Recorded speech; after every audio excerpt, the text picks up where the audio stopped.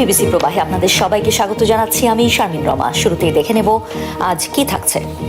Israeli আগ্রাসনের একদিন পরে ইরানে যুক্তরাষ্ট্রের হামলা, পাল্টা জবাবে 21 সামরিক লক্ষ্যবস্তুতে মিসাইল ছুড়ল তেহরান। অভিবাসীর ছুরিকাঘাতে নাগরিক আহতের ঘটনায় বিক্ষোভে উত্তাল নর্দার্ন আয়ারল্যান্ড, বেশ কয়েকটি যানবাহনে আগুন, ভাঙচুর। বিরোধী এমপি ভাঙিয়ে শক্তি বাড়াচ্ছে বিজেপি, লোকসভায় 2/3 সংখ্যাগরিষ্ঠতার পথে এনডিএ। ইসরায়েলি আগ্রাসনের একদিনের মাথায় ইরান ভূখণ্ডে হামলা চালালো যুক্তরাষ্ট্র। অঞ্চলটিতে ত্রিমুখী সংঘর্ষ চলছে। হরমুজ প্রণালীতে অ্যাপাচি হেলিকপ্টার বিধ্বস্তের ঘটনায় তেহরানকে দায়ী করে আত্মরক্ষার অজুহাতে দেশটির একাধিক স্থাপনায় হামলা চালায় মার্কিন বাহিনী। পাল্টা জবাবে মধ্যপ্রাচ্যে যুক্তরাষ্ট্রের অন্তত 21টি সামরিক লক্ষ্যবস্তুতে হামলা চালিয়েছে আইআরজিসি। ইরান ইসরায়েল সংঘাত না থামতেই আবারও যুদ্ধের দামামা মধ্যপ্রাচ্যে। যুদ্ধবিরতির আলোচনার মধ্যেই নতুন সংঘর্ষে জড়িয়েছে ইরান ও যুক্তরাষ্ট্র। পাল্টাপাল্টি হামলার সূত্রপাত করেছে যুক্তরাষ্ট্র। হরমুজ প্রণালী সংলগ্ন ইরানের একাধিক স্থানে হামলা চালিয়েছে মার্কিন বাহিনী। বন্দর আব্বাস, কেশমদ্বীপ ও বন্দরনগরী জাসকেতে শোনা গেছে বিস্ফোরণের আওয়াজ। হামলার শিকার সিরিক শহরের 2টি পানি শোধনাগারও। মার্কিন সেন্ট্রাল কমান্ডের দাবি, হরমুজের কাছাকাছি যুক্তরাষ্ট্রের একটি অ্যাপাচি হেলিকপ্টার ধ্বংসের জবাবে আত্মরক্ষামূলক হামলা চালানো হয়েছে। যদিও হেলিকপ্টার বিধ্বস্তের ঘটনায় দায় স্বীকার করেনি ইরান। পাল্টা জবাব দিতে দেরি করেনি তেহরানও। মধ্যপ্রাচ্যের বেশ কয়েকটি মার্কিন ঘাঁটি লক্ষ্য করে চালিয়েছে হামলা। আইআরজিসির দাবি, মধ্যপ্রাচ্যের অন্তত 21টি মার্কিন লক্ষ্যবস্তু ছিল তাদের টার্গেট। বাহরাইনে মার্কিন নেভির 5ম বহর লক্ষ্য করে ছোড়া হয় ড্রোন। মিসাইল হামলা চালিয়েছে জর্ডানের একটি বিমান ঘাঁটিতেও। আঘাত এনেছে মার্কিন F-35 বিমানের hanger, command and control centre সহ 4টি গুরুত্বপূর্ণ স্থানে। কুয়েতেও ছোড়া হয়েছে মিসাইল। এছাড়াও বুশেহর শহরে ভূপাতিত করা হয়েছে একটি মার্কিন MQ-9 রিপার ড্রোন।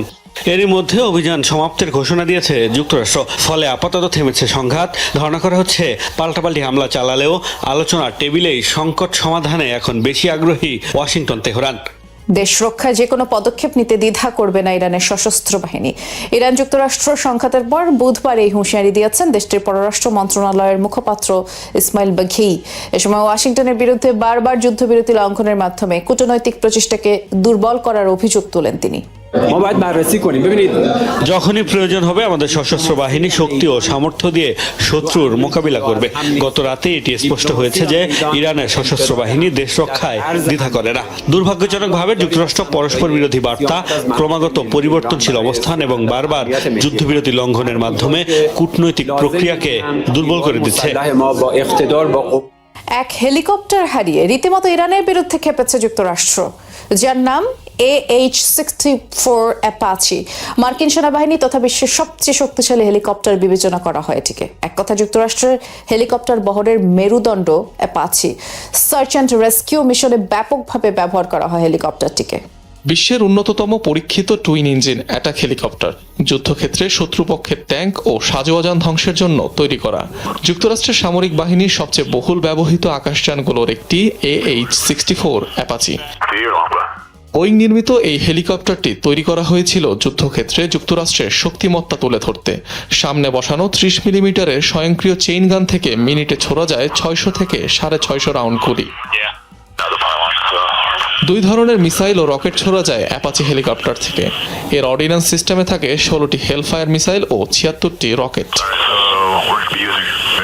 ঘন্টায় প্রায় 280 কিলোমিটার বেগে সর্বোচ্চ 20,000 ফুট উচ্চতায় কাজ করতে সক্ষম এই যুদ্ধযান মিনিট প্রতি প্রায় 2,800 ফুট উচ্চতা অর্জন করতে পারে এটি। অ্যাপাচি হেলিকপ্টারে মূলত 2 জন ক্রু থাকে। আকাশযানটির দৈর্ঘ্যে 48 ফুটের বেশি, এর পাখার ব্যাস 48 ফুট। পেলোড সহকারে এর ওজন দাঁড়ায় সর্বোচ্চ 10,500 কেজিতে। অ্যাপাচিতে থাকা উন্নত নাইট ভিশন প্রযুক্তি ও টার্গেটিং সেন্সর এটিকে দিনে, রাতে অথবা যে কোনো প্রতিকূল পরিবেশে উঠতে সাহায্য করে, যে কারণে সার্চ অ্যান্ড রেস্কিউ ও পেট্রোল মিশনগুলোতে এর ব্যবহার অত্যাধিক। 1984 সাল থেকে মার্কিন বহরে সগৌরবে যুক্ত রয়েছে অ্যাপাচি অ্যাটাক হেলিকপ্টার।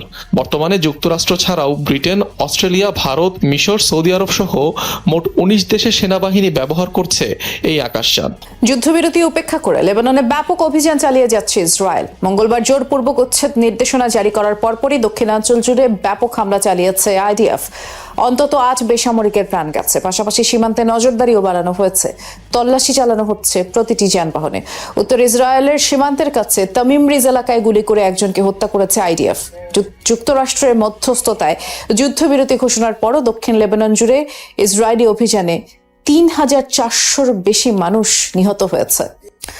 ইরানে হামলার পর যুক্তরাষ্ট্রের প্রতি ফের কড়া হুঁশিয়ারি বার্তা দিয়েছে পররাষ্ট্রমন্ত্রী আব্বাস আরাকচি। নিরাপদে বাঁচতে চাইলে অবিলম্বে ইরান ছাড়তে বলেছেন তিনি।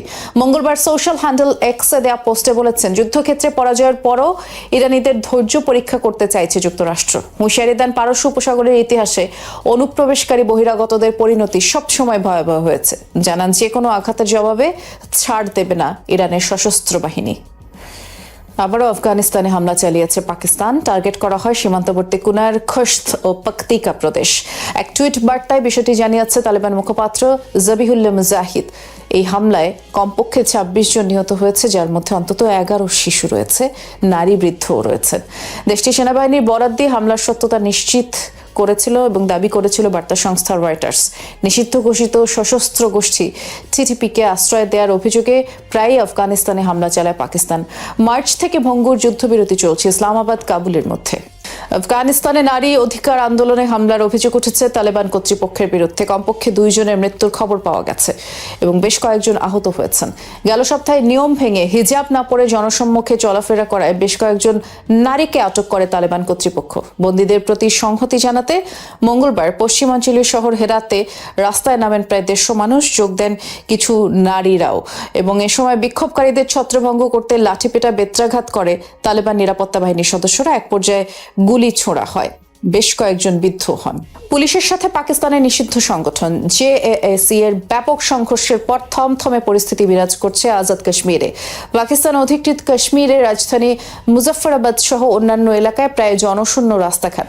সড়কে কড়া নিরাপত্তায় রয়েছে পুলিশ এবং পুলিশের গুলিতে স্থানীয় ব্যবসায়ীর মৃত্যুকে কেন্দ্র করে মঙ্গলবার ব্যাপক সংঘর্ষে জড়ায় নিরাপত্তা বাহিনী ও জয়েন্ট আওয়ামী অ্যাকশন কমিটির সমর্থকরা।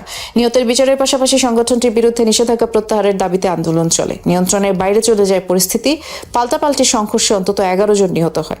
এরই প্রতিবাদে ধর্মঘটের ডাক দেয় জেএসি। বিক্ষোভে উত্তাল নর্দার্ন আয়ারল্যান্ড। সুদানিজ এক প্রবাসীর ছুরিকাঘাতে গুরুতর আহত হন এক ব্যক্তি। এরপরেই অভিবাসন নীতির বিরুদ্ধে প্রতিবাদের আগুন ছড়ায়। ক্ষুব্ধ মানুষজন রাস্তায় নেমে এসেছেন। অভিবাসন নীতির সমর্থকদের সাথে সংঘর্ষ হয়েছে। এই পরিস্থিতি সামাল দিতে অতিরিক্ত পুলিশ মোতায়েন করা হয়েছে এবং পরিস্থিতি নিয়ন্ত্রণে সবাইকে শান্ত থাকার আহ্বান জানিয়েছে প্রশাসন। দাউ দাউ করে জ্বলছে আগুন, পোড়ানো হচ্ছে একের পর এক গাড়ি, উত্তাল রাজপথ। অভিবাসন বিরোধী ক্ষোভের আগুন ছড়িয়েছে যুক্তরাজ্যের নর্দার্ন আয়ারল্যান্ড জুড়ে। ঘটনার সূত্রপাত একটি নৃশংস ঘটনাকে ঘিরে। সোমবার নর্দার্ন আয়ারল্যান্ডের বেলফাস্ট শহরের সড়কে এক ব্যক্তিকে ছুরি মেরে এলোপাথারিভাবে জখম করে 30 বছর বয়সী এক সুদানিজ নাগরিক। চোখ, ঘাড় ও পিঠে গুরুতর চোট পান ওই ব্যক্তি। আশঙ্কাজনক অবস্থায় তাকে ভর্তি করা হয় হাসপাতালে। ওই ঘটনার ভিডিও সামাজিক যোগাযোগ মাধ্যমে ছড়িয়ে পড়লে মুহূর্তেই অশান্ত হয়ে ওঠে বেলফাস্ট। যুক্তরাজ্যের উদার অভিবাসন নীতির বিরুদ্ধে নতুন করে মাথাচাড়া দিয়ে ওঠে ব্যাপক প্রতিবাদ বিক্ষোভ। বিক্ষুব্ধ জনতার আন্দোলনে উত্তাল হয়ে উঠেছে বেলফাস্টের সড়ক। বিচ্ছিন্নভাবে সংঘর্ষে জড়িয়েছে অভিবাসন নীতির সমর্থক ও বিরোধীরা। পরিস্থিতি সামাল দিতে মোতায়েন করা হয়েছে পুলিশ। যে কোনো সহিংসতার বিরুদ্ধে কঠোর অবস্থানের নির্দেশ দিয়েছেন ব্রিটিশ প্রধানমন্ত্রী কির স্টারমার। এই হামলা অত্যন্ত ভয়াবহ ও বর্বর। নিরাপত্তা বাহিনী তদন্ত চালিয়ে যাচ্ছে। তবে এই ঘটনার কোন রকম ভিডিও শেয়ার বা রিপোস্ট না করার জন্য আবারও আহ্বান জানাতে চাই। আবারও বলতে চাই, আমাদের সড়কে সহিংসতার কোনো স্থান নেই। সবার দায়িত্ব শান্ত থাকা এবং পুলিশকে তাদের কাজ করতে সহায়তা করা। ভয়াবহ এই ঘটনার ব্যাখ্যা দিয়ে একটি বিস্তারিত বিবৃতি প্রকাশ করেছে পুলিশ। জানিয়েছে 2023 সালের সেপ্টেম্বরে 5 বছর মেয়াদী ভিসায় যুক্তরাজ্যে প্রবেশ করেন অভিযুক্ত ওই ব্যক্তি। এরপর বেলফাস্টে আশ্রয়ের আবেদন করেন তিনি। তবে এর আগে তার বিরুদ্ধে কোনো রকম অভিযোগের পুলিশি রেকর্ড নেই।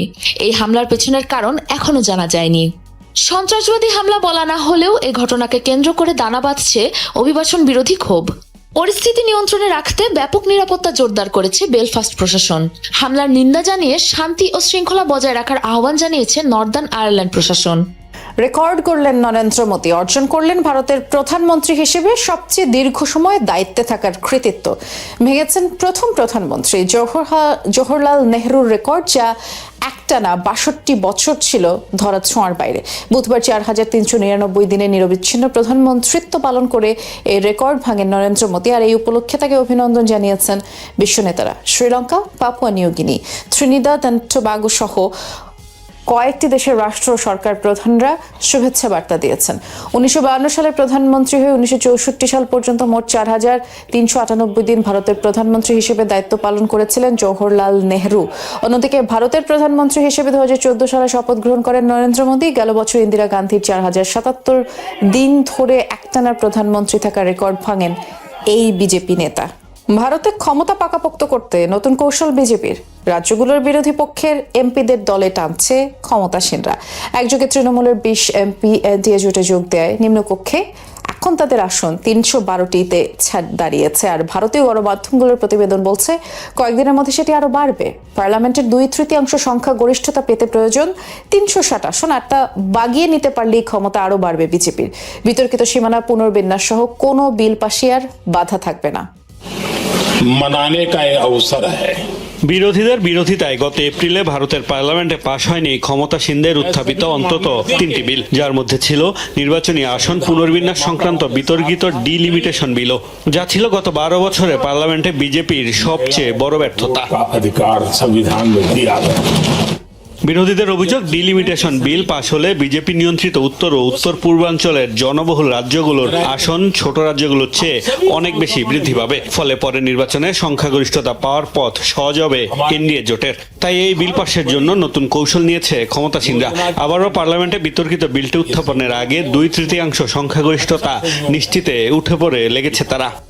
পরিসীমান বিজেপি সংখ্যাগরিষ্ঠতা কেনার চেষ্টা করছে, যাতে আসনের সীমানা পুনর্নির্ধারণ বিল পাশ করাতে পারে। তারা দেশের ভোটের মানচিত্র পরিবর্তন করতে চায়, যাতে এই উচ্ছৃঙ্খল সরকার ভারতের উন্নত অংশের নিয়ন্ত্রণ নিতে পারে। But they want to delimit. এরই মধ্যে পশ্চিমবঙ্গের লোকসভার ২০ সদস্য তৃণমূল কংগ্রেস থেকে যোগ দিয়েছেন বিজেপিতে। ফলে পার্লামেন্টের নিম্নকক্ষে তাদের আসন সংখ্যা ছাড়িয়েছে ৩০০ ঘর। ৫৪৩ আসনের লোকসভায় ২/৩ সমর্থনে প্রয়োজন ৩৬০ আসন। ম্যাজিক ফিগার থেকে এখনো বেশ দূরে বিজেপি। তবে ভারতীয় বিভিন্ন গণমাধ্যম বলছে এরই মধ্যে অন্যান্য রাজ্যের কয়েকটি দলের সাথেও দর কষাকষি চলছে ক্ষমতাসীনদের, যার মধ্যে রয়েছে তামিলনাড়ুর ডিএমকে। সম্প্রতি বিধানসভা নির্বাচনে পরাজয়ের পর তাদের সঙ্গ ত্যাগ করেছে কংগ্রেস। গুঞ্জন রয়েছে শর্ত সাপেক্ষে দলটির ২২ এমপির সমর্থন পেতে পারে বিজেপি। উদ্ধব ঠাকরের শিবসেনার দিকেও বিজেপির রয়েছে সজাগ দৃষ্টি। এনডিটিভির এক প্রতিবেদনে বলা হয়েছে সব মিলিয়ে শীঘ্রই তাদের সমর্থন পৌঁছাতে পারে ৩৪১-এ। এপ্রিলে আসন পুনর্বিন্যাস বিলের পক্ষে ভোট পড়েছিল ২৯৮, অর্থাৎ নিজেদের মোট আসন সংখ্যার চেয়েও ভোট বেশি পায় এনডিএ। স্বতন্ত্র এমপি ছোট দলগুলোকে ম্যানেজের মাধ্যমে এখন ২/৩ সমর্থন আদায় করে সংবিধান সংশোধনী সহ আটকে যাওয়া সব বিল পাশের লক্ষ্য মোদী সরকারের। নাসা আগামী বছরের আর্টেমিস ৩ মিশনের জন্য ৩ মার্কিন ও ১ ইতালীয় নভোচারীকে নির্বাচিত করেছে। তারা হলেন Andre Douglas, Frank Rubio, Randy Bresnik এবং লুকা পেরমিতানো। আগামী বছরের শেষ দিকে যাত্রা শুরুর পরিকল্পনা রয়েছে এই মিশনের। তবে এই মিশনেও চাঁদে যাওয়া হবে না। এর পরিবর্তে পৃথিবীর নিম্নকক্ষে কক্ষপথে এই নাসার ওরিয়ন মহাকাশযান, স্টারশিপ, ব্লু মুন ল্যান্ডারের মধ্যে সংযোগ, একসাথে কাজ করার সক্ষমতা পরীক্ষা করা হবে। ভবিষ্যতে নভোচারীদের চাঁদে পাঠানোর আগে এটি একটি গুরুত্বপূর্ণ প্রস্তুতিমূলক মিশন হিসেবেই দেখা হচ্ছে। এর আগে চলতি বছর আর্টেমিস ২ মিশনে ৩ মার্কিন ও ১ কানাডীয় নভোচারী চাঁদ প্রদক্ষিণ করে নিরাপদে পৃথিবীতে ফিরে আসেন। চাঁদে নভোচারী অবতরণের চেষ্টা শুরুর আগে আর্টেমিস ৩ হবে নাসার শেষ প্রস্তুতিমূলক মানববাহী মিশন। দক্ষিণ আফ্রিকার জোহানেসবার্গে এলোপাতারি গোলাগুলিতে কমপক্ষে ১২ জনের প্রাণ গেছে। গুরুতর আহতদের মাঝে আশঙ্কাজনক অবস্থায় ৯ জনকে হাসপাতালে ভর্তি করা হয়েছে। এই তথ্য নিশ্চিত করেছে দক্ষিণ আফ্রিকা পুলিশ। জানা গেছে মঙ্গলবার গভীর রাতে জোহানেসবার্গের ক্লিফল্যান্ড এলাকার একটি পেট্রোল পাম্পের সামনে ১০ জনেরও বেশি বন্দুকধারী উপস্থিত হয়। তারা একটি সাদা টয়োটা গাড়িতে ছিলেন। গাড়ি থেকে নেমে হামলা চালায় বসতিতে। স্থানীয়দের লক্ষ্য করে নির্বিচারে গুলি চালায় দুর্বৃত্তরা। ঘটনাস্থল থেকে পালিয়ে যায়। পরে তাদের ধরতে অভিযান পরিচালনা করছে আইনশৃঙ্খলা বাহিনী। ফিলিপাইনে শক্তিশালী 7.8 মাত্রার ভূমিকম্পের পর গেল 72 ঘন্টায় প্রায় 2000 আফটার শক অনুভূত হয়েছে। এগুলো 1.5 থেকে সর্বোচ্চ 6.5 মাত্রার ছিল। ভূমিকম্পে প্রাণহানি বেড়ে দাঁড়িয়েছে 45 জন, এখন অন্তত 17 জন নিখোঁজ এবং 6 শতাধিক আহত। বুধবার ফিলিপাইন সিভিল ডিফেন্স কর্তৃপক্ষ নিশ্চিত করেছে বিষয়টি। 35,000-এরও বেশি পরিবার ক্ষতিগ্রস্ত হয়েছে ভূমিকম্পে। ক্ষতিগ্রস্ত এলাকাগুলোতে এখনও উদ্ধার কাজ শেষ হয়নি। কাজ করছে পুলিশ, সশস্ত্র বাহিনী, কোস্টগার্ড সহ প্রায় 4000 উদ্ধারকর্মী। সোমবার স্থানীয় সময় সকালে দক্ষিণ ফিলিপাইনের মিন্দানাও দ্বীপে ভূমিকম্পটি আঘাত হানে। ভূপৃষ্ঠ থেকে যা ছিল মাত্র 6.5 মাইল গভীরে উৎপত্তিস্থল। সুনামি সতর্কতা জারি করা হয় ফিলিপাইন সহ এশিয়ার কয়েকটি দেশে। আয়তনের দিক থেকে ফিলিপাইনের দ্বিতীয় বৃহত্তম দ্বীপ মিন্দানাওতে আনুমানিক 2.5 কোটি মানুষের বসবাস। মার্কিন আর্টিলারি রকেট সিস্টেমের মহড়া চালিয়েছে তাইওয়ান। বুধবার দ্বীপাঞ্চলটির সেনাবাহিনী দ্বিতীয় দিনের মতো এই মহড়া চালায়। তাইওয়ানের তাইচুং শহরের পশ্চিম উপকূলে যুদ্ধ কৌশলের অনুশীলন করেছে সেনারা। কিভাবে 155 মিলিমিটারের হাইউডসের ব্যবহার করে চীনা হামলা ঠেকাতে হয় দেয়া হয়েছে সেই প্রশিক্ষণ। সম্প্রতি তাইওয়ানের আশপাশে সামরিক তৎপরতা বাড়িয়েছে চীন। নিয়মিত নৌ ও বিমান মহড়াও চালাচ্ছে। ক্রমবর্ধমান হুমকি মোকাবেলায় সামরিক প্রস্তুতি নিচ্ছে তাইপেও। সমৃদ্ধ করছে অত্যাধুনিক অস্ত্র ভাণ্ডার। কোটি কোটি বছর আগে বিলুপ্ত হয়ে যাওয়া ডাইনোসরের জীবাশ্ম থেকে তৈরি হয়েছে এক অভিনব বিলাসবহুল হ্যান্ডব্যাগ। বিশেষ প্রযুক্তিতে উৎপাদিত এই চামড়ার ব্যাগটি শিগগিরই নিলামে উঠছে। আয়োজকদের ধারণা এর মূল্য উঠতে পারে 3 থেকে 5 লাখ ইউরো পর্যন্ত। বিশ্লেষকদের মতে বিলুপ্ত প্রাণী থেকে অনুপ্রাণিত এই উদ্ভাবন শুধু বিলাসবহুল পণ্যের জগতে নতুন মাত্রায় যোগ করছে না, একই সাথে পরীক্ষাগারের তৈরি টেকসই ও পরিবেশ বান্ধব চামড়ার বাণিজ্যিক সম্ভাবনাকেও সামনে নিয়ে আসছে। পৃথিবী থেকে ডাইনোসর বিলুপ্ত হয়েছে 6.5 কোটি বছর আগে, কিন্তু এবার সেই টিরেক্সের জীবাশ্ম থেকেই তৈরি করা হয়েছে বিলাসবহুল হ্যান্ডব্যাগ। ফ্রান্সের প্যারিসে নিলামে উঠেছে সবুজাভ নীল রঙের এই ব্যাগ। আয়োজকদের আশা এর দাম উঠতে পারে 3 লাখ থেকে 5 লাখ ইউরো পর্যন্ত। ব্যাগটি তৈরি করতে ব্যবহার করা হয়েছে যুক্তরাজ্যের মন্টানা অঙ্গরাজ্যের পাওয়ার টিরেক্সের জীবাশ্ম থেকে সংগ্রহ করা প্রাচীন প্রোটিনের খণ্ডাংশ। এসব প্রোটিন একটি অজ্ঞাত প্রাণীর কোষে সংযোজন করা হয়, যার মাধ্যমে উৎপাদিত কোলাজেন পরে প্রক্রিয়াজাত করে চামড়ায় রূপ দেওয়া হয়। এই টিরেক্সের কোলাজেন যখন মন্টানায় পাওয়া গিয়েছিল তখন আসলে আমাদের কাছে বায়োটেকনোলজির সাহায্যে চামড়া তৈরি করার প্রযুক্তি ছিল না। জীবাশ্ম থেকে পাওয়া তথ্য বিশ্লেষণ করে কোষীয় গণনার মাধ্যমে এই ব্যাগটি তৈরি করা হয়েছে। নিলাম আয়োজক আলেকজান্দ্রো গিকেলো বলছেন, এটি বিজ্ঞান আর কল্পনার এক অনন্য সমন্বয়। এটি একদিকে স্বপ্ন, অন্যদিকে বৈজ্ঞানিক বাস্তবতা, সব মিলিয়ে সত্যিই অসাধারণ একটি সৃষ্টি। তবে টিরেক্স চামড়া নিয়ে বিতর্ক রয়েছে। প্রকল্পের বাইরের কিছু বিজ্ঞানীর দাবি, এই উপাদান তৈরি করতে অন্যান্য প্রাণীরও জৈব উপাদানের সহায়তা নিতে হয়েছে। তবে গবেষকরা বলছেন ব্যাগটির মূল কাঠামো তৈরি হয়েছে জীবাশ্ম থেকে পাওয়া খণ্ডাংশের ভিত্তিতেই। ব্যাগটির নকশা করেছে পরীক্ষামূলক ফ্যাশন ব্র্যান্ড এনফিলেভ। গবেষকদের মতে এর রং ও নকশায় প্রাগৈতিহাসিক যুগের আবহ ফুটিয়ে তোলার চেষ্টা করা হয়েছে। জেফ্রি অ্যাপস্টাইন ইস্যুতে জড়িয়ে মান সম্মান খুঁয়েছেন অনেক রথী মহারথী। এই তালিকায় যেমন রয়েছেন ব্রিটিশ রাজ পরিবারের সদস্য প্রিন্স অ্যান্ড্রু, তেমনি আছেন মার্কিন ফার্স্ট লেডি মেলানিয়া ট্রাম্প। বিশ্বের শীর্ষ ধনকুবের হয়েও এবার এই ইস্যুতে জবাবদিহিতার মুখোমুখি হচ্ছেন মাইক্রোসফটের সহ প্রতিষ্ঠাতা বিল গেটস। জেফ্রি অ্যাপস্টাইনের মামলা সংক্রান্ত গোপন ফাইলগুলো জনসম্মুখে আসার পর তীব্র বিতর্কের মুখে পড়েন এই ধনকুবের। প্রয়াত দণ্ডিত যৌন অপরাধী অ্যাপস্টাইনের সঙ্গে তার সম্পর্কের গভীরতা নিয়ে প্রশ্ন ওঠে। সিএনএন-এর এক প্রতিবেদনে বলা হয়েছে 10 জুন ক্যাপিটাল হিলে হাউস ওভারসাইট কমিটির মুখোমুখি হতে যাচ্ছেন এই ধনকুবের। এটি এ যাবৎকালের অন্যতম হাই প্রোফাইল জিজ্ঞাসাবাদ হতে যাচ্ছে। মার্কিন বিচার বিভাগ কর্তৃক প্রকাশিত 30 লাখের বেশি পৃষ্ঠার নথিতে বিল গেটসের নাম শতবার এসেছে। এর মধ্যে সবচেয়ে রোমহর্ষক হলো 2013 সালের জুলাই মাসে অ্যাপস্টাইনের নিজের অ্যাকাউন্টে ড্রাফট বা খসড়া করে রাখা 2টি ইমেল। টাইপোতে ভরা সেই ইমেলগুলোতে অ্যাপস্টাইন দাবি করেন তিনি বিল গেটসের জন্য যৌন সঙ্গী এবং তার স্ত্রীর কাছ থেকে যৌনবাহী রোগ লুকানোর জন্য ওষুধের ব্যবস্থা করেছিলেন। তবে এই অভিযোগগুলোর কোনো আইনি সত্যতা মেলেনি। ক্যাপিটাল হিলের জিজ্ঞাসাবাদের বিষয় নিয়ে কমিটির রিপাবলিকান চেয়ারম্যান জেমস কুমার বলেন, আমাদের কিছু প্রশ্ন আছে। আমি বিল গেটসকে কোনো অপরাধে অভিযুক্ত করছি না। আমরা জানি তিনি মিস্টার অ্যাপস্টাইনের সঙ্গে অনেক সময় কাটিয়েছেন। আমরা শুধু জানতে চাই তিনি কি জানতেন এবং কোনো কিছু দেখেছিলেন কিনা। তিনি আরো জানান, গেটসের সঙ্গে সব ধরনের প্রশ্নই উন্মুক্ত থাকবে। বিল গেটস শুরু থেকেই এই সমস্ত অভিযোগকে সম্পূর্ণ ভিত্তিহীন ও অবাস্তব বলে প্রত্যাখ্যান করে আসছেন। তার এক প্রতিনিধি সংবাদ মাধ্যমকে জানিয়েছেন, এই দাবিগুলো একেবারে অযৌক্তিক এবং সম্পূর্ণ মিথ্যা। এই নথিগুলো কেবল গেটসের সঙ্গে সম্পর্ক বজায় রাখতে না পারার কারণে অ্যাপস্টাইনের হতাশা এবং তাকে ফাঁদে ফেলার অপচেষ্টাকেই প্রমাণ করে। চলতি বছরের ফেব্রুয়ারিতে এক সাক্ষাৎকারে বিল গেটস নিজের অনুশোচনা প্রকাশ করে বলেন, আপাত দৃষ্টিতে জেফ্রি নিজের কাছে একটি ইমেল লিখেছিলেন যা কখনো পাঠানো হয়নি এবং এটি সম্পূর্ণ মিথ্যা। তার সঙ্গে কাটানো প্রতিটি মুহূর্তের জন্য আমি অনুতপ্ত এবং আমি এর জন্য ক্ষমা চাই। তিনি জোর দিয়ে বলেন, তিনি কেবল কিছু নৈশভোজে অংশ নিয়েছেন, তবে অ্যাপস্টাইনের কুখ্যাত ব্যক্তিগত দ্বীপে কখনো যাননি। 2008 সালে অ্যাপস্টাইন যৌন অপরাধে দণ্ডিত হওয়ার পরও বিল গেটস তার সঙ্গে সম্পর্ক বজায় রাখায় রাজনৈতিক মহলে তীব্র উদ্বেগ তৈরি হয়েছে।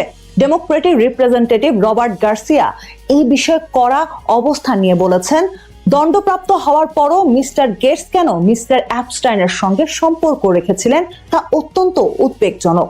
আমরা জানতে চাই মিস্টার গেটস কি জানতেন এবং সেই চক্রে আর কারা ছিল। আপাতত কোনো ফৌজদারি অপরাধে অভিযুক্ত না হলেও ক্যাপিটাল হিলের এই রুদ্ধদ্বার শুনানি বিল গেটসের ভাবমূর্তিকে এক বড় ধরনের চ্যালেঞ্জের মুখে দাঁড় করিয়েছে।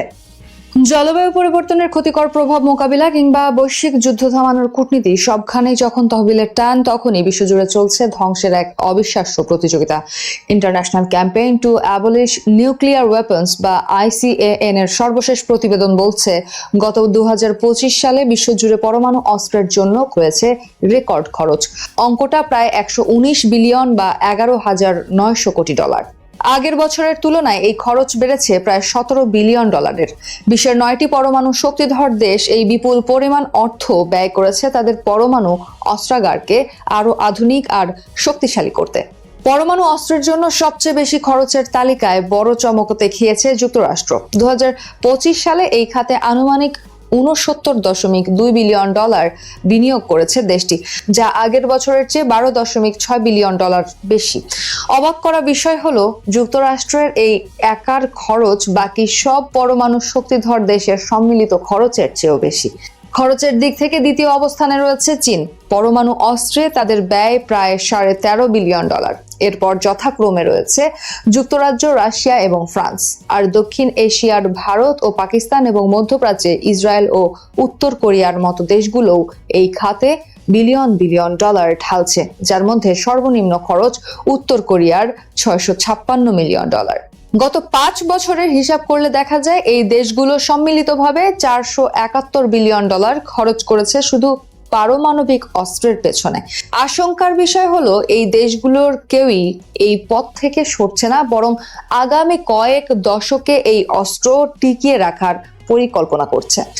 খুব স্বাভাবিকভাবেই এই প্রতিবেদন এমন এক সময় সামনে এলো যার ঠিক একদিন আগেই Stockholm international piece research institute বা SIPRI সতর্ক করেছিল, পরমাণু শক্তিধর দেশগুলো পারমাণবিক নিরস্ত্রীকরণের প্রতিশ্রুতি থেকে পুরোপুরি মুখ ফিরিয়ে নিচ্ছে। বর্তমানে এই 9টি দেশের কাছে সম্মিলিতভাবে 12,000-এর বেশি পরমাণু বোমা বা ওয়ারহেড রয়েছে, যার সিংহভাগই আছে যুক্তরাষ্ট্র ও রাশিয়ার দখলে। অথচ 2017 সালে জাতিসংঘ পরমাণু অস্ত্র নিষিদ্ধের জন্য প্রথম বৈশ্বিক চুক্তি treaty on the prohibition of nuclear weapons বা TPNW গ্রহণ করেছিল, যেখানে প্রায় 99টি দেশ সই করলেও পরমাণু অস্ত্র আছে এমন একটি দেশও সেই চুক্তিতে সই করেনি। এমনকি 2026 সালের ফেব্রুয়ারিতে যুক্তরাষ্ট্র ও রাশিয়ার মধ্যকার সর্বশেষ পরমাণু চুক্তি নিউ স্টার্ট এর মেয়াদও শেষ হয়েছে নতুন চুক্তি বা নবায়ন ছাড়াই। ICAN এর প্রতিবেদনে বলা হয়েছে, এই বিপুল পরিমাণ খরচ প্রমাণ করে মানবতাকে বাঁচানোর চেয়ে তা ধ্বংস করার হাতিয়ার তৈরি এবং গবেষণায় বিশ্ব নেতাদের আগ্রহ অনেক বেশি। যখন ক্ষুধা, দারিদ্র্য আর জলবায়ু সংকটে ভুগছে পৃথিবী, তখন অন্যদিকে চলছে মানবতা ধ্বংসের এই বিপুল প্রস্তুতি। এই আত্মঘাতী প্রতিযোগিতা শেষ পর্যন্ত বিশ্বকে কোন দিকে নিয়ে যাচ্ছে, সেটাই এখন সবচেয়ে বড় প্রশ্ন। দরজায় কড়া নাড়ছে ফিফা ওয়ার্ল্ড কাপ 2026। এই মহোৎসবের ঠিক আগ মুহূর্তে পুরো বিশ্বের নজর কেড়ে নিয়েছে ইরান জাতীয় ফুটবল দল। যুক্তরাষ্ট্র ও ইসরায়েলের সঙ্গে চলমান যুদ্ধাবস্থার মধ্যেও ইরান বিশ্বকাপ বয়কট না করে বরং বৈশ্বিক এই মঞ্চকে বেছে নিয়েছে এক নীরব ও শক্তিশালী প্রতিবাদের মাধ্যম হিসেবে। মেক্সিকোর টিজুয়ানা বিমানবন্দরে নামার পর ইরানি খেলোয়াড়দের জ্যাকেটে খোদাই করা সোনালী রঙের #168 সংবলিত একটি বিশেষ ল্যাপেল পিন এবং তাদের বিমান যাত্রার আগের কিছু আবেগঘন দৃশ্য এখন আন্তর্জাতিক মহলে আলোচনার কেন্দ্রে। বিশ্বকাপের উদ্দেশ্যে রওনা দেওয়ার আগে ইরানি ফুটবলারদের একটি ভিডিও সামাজিক যোগাযোগ মাধ্যমে ব্যাপকভাবে ভাইরাল। তুরস্কের আনতালিয়া শহরে নিজেদের প্রশিক্ষণ ক্যাম্প শেষ করে মেক্সিকোগামী বিমানে ওঠার আগে প্রতিটি খেলোয়াড়কে সারিবদ্ধভাবে পবিত্র ধর্মগ্রন্থ কোরআন শরীফ ছুঁয়ে এবং তাতে চুমু দিয়ে বিদায় নিতে দেখা যায়। এ সময় চারপাশে উপস্থিত ইরানি সমর্থকেরা জাতীয় পতাকা হাতে উচ্ছ্বাস প্রকাশ করেন এবং খেলোয়াড়দের শুভকামনা জানান। এই ধর্মীয় ও আবেগঘন যাত্রার পরই মেক্সিকোর উদ্দেশ্যে রওনা হয় দলটি। দীর্ঘ 24 ঘন্টা ভ্রমণ শেষে ইরানের ফুটবল দলটি যখন মেক্সিকোর টিজুয়ানা বিমানবন্দরে অবতরণ করে, তখন তাদের প্রত্যেকের অফিসিয়াল জ্যাকেটে জল জল করছিল একটি বিশেষ গোল্ডেন পিন, যাতে লেখা ছিল #168। এই সংখ্যাটি কোনো সাধারণ নম্বর নয়, বরং এটি মার্কিন সামরিক আগ্রাসনের বিরুদ্ধে এক জীবন্ত প্রতিবাদ। গত 28 ফেব্রুয়ারি মধ্যপ্রাচ্যের যুদ্ধ শুরুর পর দক্ষিণ ইরানের মিনাব শহরের সাজারাহ আল তাইয়েবাহ নামক একটি প্রাথমিক বিদ্যালয়ে চালানো হয় ভয়াবহ ক্ষেপণাস্ত্র হামলা। ওই হামলায় 168 জন নিরীহ ইরানি নাগরিক নিহত হয়েছিল, যাদের বেশিরভাগই ছিল স্কুলের কোমলমতি শিশু। তদন্তে উঠে আসে হামলাটি করেছিল যুক্তরাষ্ট্র। এই নির্মম হত্যাকাণ্ডের বিচার চাইতে এবং বিশ্ববাসীর বিবেককে নাড়া দিতেই এই পিন নিজেদের জ্যাকেটে পড়েছেন ইরানি খেলোয়াড়রা। এমনকি তাদের পুরো প্রতিনিধি দলটি অফিসিয়ালি মিনাব মার্টায়ার্স অর্থাৎ মিনাব শহীদ নাম ধারণ করে ভ্রমণ করছে মেক্সিকোতে। যদিও জাতিসংঘ এবং আন্তর্জাতিক মানবাধিকার সংস্থাগুলো তীব্র সমালোচনার মুখেও যুক্তরাষ্ট্র বা ইসরায়েল কেউই ওই হামলার দায় স্বীকার করেনি। মার্কিন সামরিক বাহিনী কেবল জানিয়েছে তারা বিষয়টি নিয়ে তদন্ত চালাচ্ছে। অনেকে ধারণা করেছিলেন যুদ্ধাবস্থার কারণে ইরান হয়তো বিশ্বকাপ বয়কট করবে, কিন্তু ইরান ফুটবল ফেডারেশন মাঠের লড়াইয়ে থেকে বিশ্ব মঞ্চের ক্যামেরাকে প্রতিবাদের হাতিয়ার বানানোর কৌশল হাতে নিয়েছে।